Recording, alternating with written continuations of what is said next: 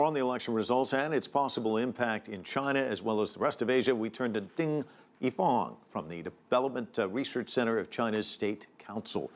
First of all, your reaction, China's reaction to this election, I imagine probably just as surprised as here in the United States. Oh, I think that in Chinese public opinion, the mainstream thinks that Donald Trump is a successful businessman. So with a businessman, we can do a lot of business. And businessman is by definition pragmatic man. So his approach with China would be very pragmatic.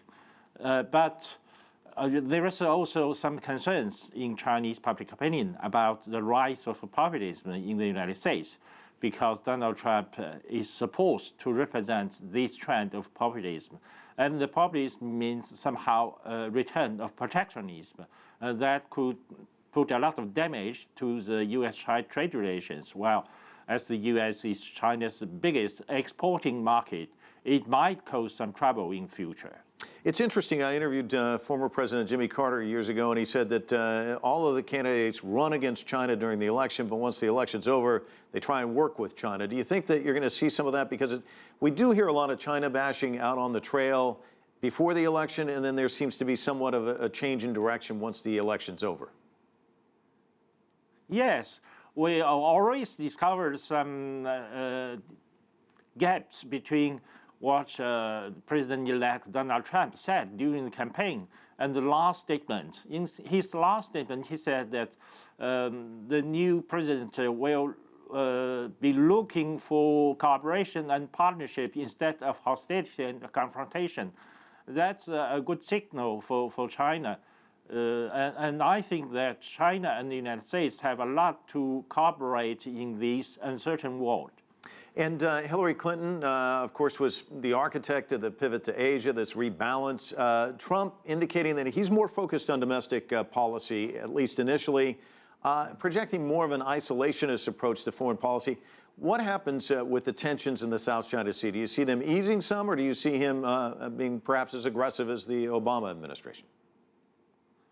I think that with the dispute issues over China, South China Sea issues, I think that we have to wait and see. Normally, these kind of things are provoked mainly by the pivot to Asia strategy. So-called pivot to Asia strategy has been considered by mainly Chinese scholars and Chinese leaders as a threat to Chinese interest and Chinese security in this region.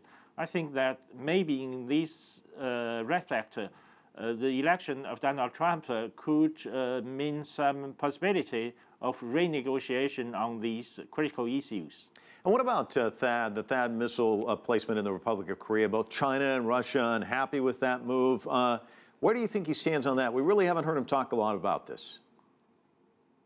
Oh, China is very unhappy about this, the decision to install some anti-missile system here in East Asia.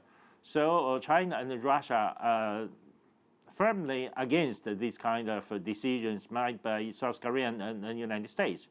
Well, I think that in the future we will launch another round of negotiation with the new American government over these issues.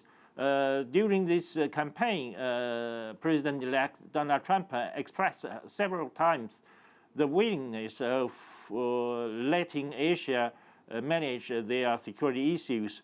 That caused a lot of concerns about how will be the U.S. presence in Asia, because the U.S. military presence in Asia is at the same time a threat, but also a guarantee.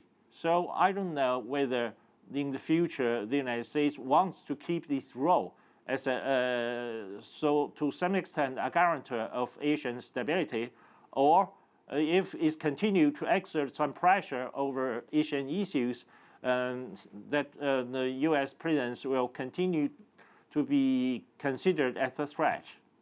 Ding Yifan joining us from Beijing. Thanks so much.